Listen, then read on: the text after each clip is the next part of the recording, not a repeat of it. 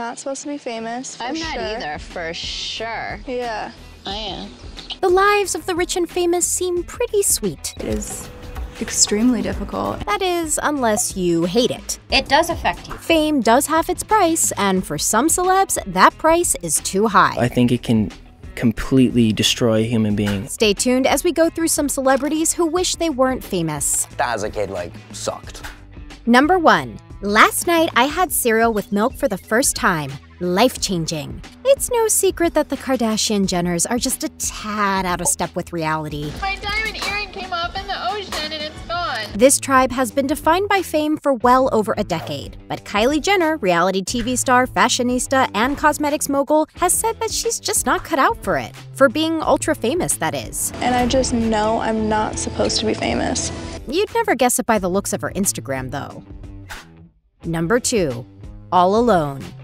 Justin Bieber has had a wild Hollywood ride. From small-town Canadian boy to global pop star, Justin, it seems, was set up to fail the fame test from the start, and he's acknowledged this fact openly. In a 2019 Instagram post, the singer got real. Everyone did everything for me, so I never even learned the fundamentals of responsibility. So by this point, I was 18 with no skills in the real world, with millions of dollars, and access to whatever I wanted. This is a very scary concept for anyone. Number 3. Interviews are always fun. Euphoria has taken the TV world by storm, and one of the key players is none other than Angus Cloud, known as Fesco on the show. In an interview with British magazine The Face regarding his newfound fame, Cloud states, "I don't like being special. I'm not comfortable with it. I'm just a regular dude, man. I don't want to be a celebrity." As for future plans, Angus is vague as to whether or not he's thinking of staying in the Hollywood game, saying, "I like to do whatever I feel is right, and just doing what I want." Cryptic. Number 4. These two took on the royal family and their press machinery and won. It's old news now that Prince Harry and Meghan Markle have stepped away from the royal life and have instead opted for a more private one. But what might be surprising is just how re-traumatizing fame can be for the pair, especially Harry, considering all he and his family have endured over his late mother, Lady Diana. As Harry said in the documentary Harry and Meghan, An African Journey, in reference to constant press attention, "I think being part of this family, in this role, in this job, every single time I see a camera, it takes me straight back. In that retrospect, it's the worst reminder of her life as opposed to the best." As for Meghan, she stated in her biography, Meghan, a Hollywood Princess, that she hates the red carpet as it makes her feel like a needy child. Sounds like neither Hollywood nor royal life is the right fit. Seclusion it is then. Number 5. There are more important things to talk about. Why can't people use their voice for something that effing matters? That's right, Selena girl. Use your fame pulpit for good. Some celebs find the limelight later on in life, others find it real young. Selena Gomez, for example, doesn't remember life before fame. While talking with Amy Schumer for Interview, Selena addressed her fame, saying, "The sad part is that I don't remember a time when that wasn't the case. What has kept me afloat is that I know eventually it'll be someone else, and I don't mean that in a negative way." But Selena turned the conversation positive again, saying that she's grateful to be using her visibility to advocate for issues such as mental health. I hope to keep doing this. It's my job to shift the priority into things that matter. Number 6. Like #Billie Eilish, #Billie Eilish hot. And other young celebs have begrudgingly come to accept their fame, warts and all. Billie Eilish admitted to having grown to like her fame, but has also spoken candidly about its downsides in an interview with Vogue in 2019. She says, "I like being famous, but I used to hate it.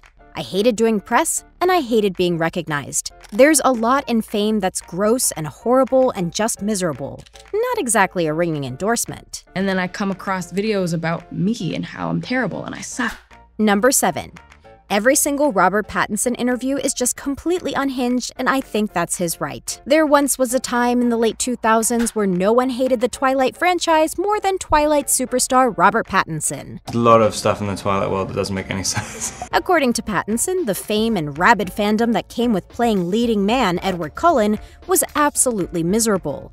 Because for one thing, you get all paranoid about everything and you have no idea why people like you or whatever. But as the Twilight surge died down, and as Pattinson himself has opted for a more obscure career in indie films, besides his recent debut as the Batman, life with less limelight has gotten far more pleasant for the star. As he told USA Today in 2019, "It's lovely now that the mania is not so intense. I think the only scary part was right in the thick of it all. Now the intensity has died down, and it's just very warm memories."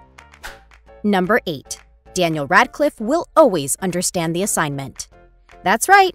No one understands the pains of childhood fame better than the chosen child, Harry frickin' Potter himself, aka Daniel Radcliffe. People I have known for 3 or 4 years sometimes call me Harry by accident. I don't know why. But despite what was a childhood flooded with paparazzi, Radcliffe came out pretty okay. He credits his relatively good childhood to his parents, who never pushed Daniel to do anything he didn't want to do, as he tells the Sunday Mirror newspaper. "I have parents supportive of me, but who also ask me between every film, 'Are you still having fun? You do know you don't have to do this.'" The star chooses to steer clear of the spotlight where he can, staying off social media and not appearing at events or premieres that don't involve him in an effort to protect his privacy and love for the craft.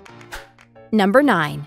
We're all so complex and special and unique and lovable. And while some folks make a name for themselves by simply being a name, the Kardashians, others make a name for themselves by being, well, faceless, such is the case with singer-songwriter and professional weirdo extraordinaire, Sia.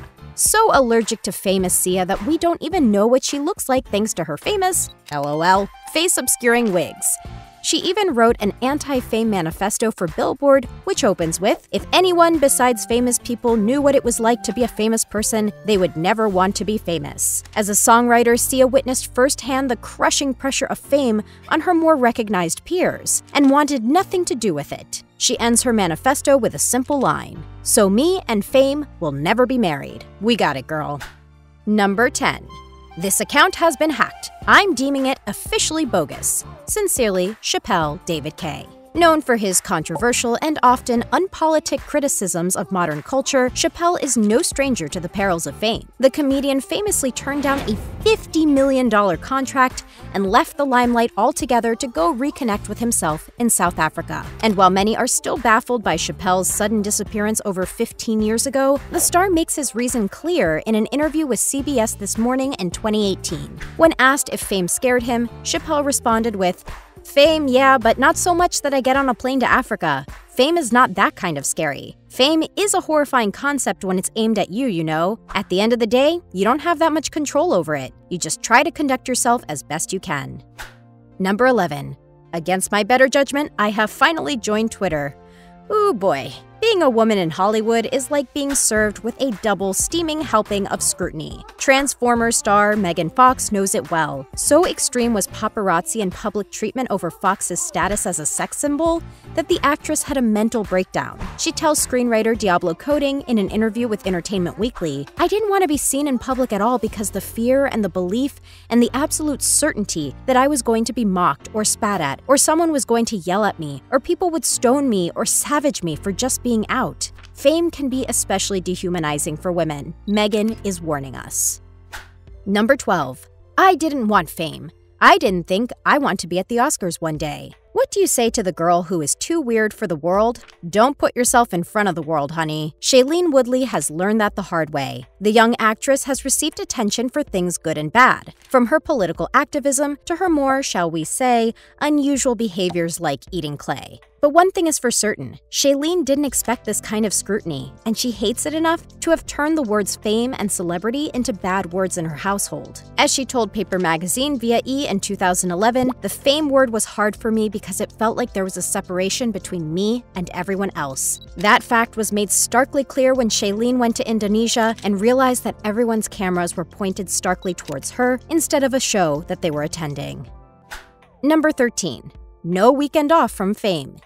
It may be surprising to hear that mega pop star The Weeknd can get a little camera shy. As he told Billboard in 2016, "I don't need pictures of me generated all the time." The Weeknd has also complained of the amount of attention he receives for his zany hairstyles. And one downside is how recognizable they have made him to paparazzi in the past. But since also discovering hats, life has gotten easier, as the singer can move around more incognito. He tells Billboard, "My life is 100 times better. I respect the paparazzi. It's their job. I got no beef with them. Hats. thoughts. A great workaround. Number 14.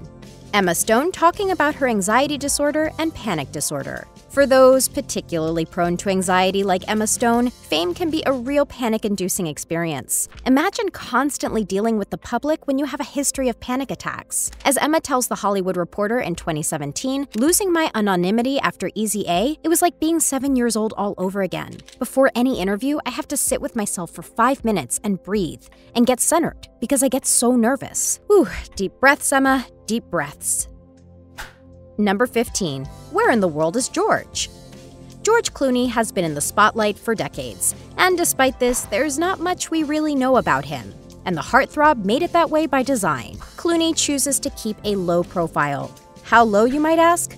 Well, Clooney and wife Amal don't live in Los Angeles, but have instead chosen secluded properties in Italy and England. As Clooney told Omega's Lifetime magazine about the Hollywood game, the good part is the making of films. The unpleasant part is the fame part, if you're not careful. We got it noted, George. Thanks. All right, guys, that's it. Congratulations. Turns out that the life of the rich and famous is not really for everyone. Not even the rich and famous. The golden cage is most definitely a real thing. But what do you think? Would you want to be famous? Tell us in the comments. And don't forget to hit subscribe for more news from the Thing Celebrity.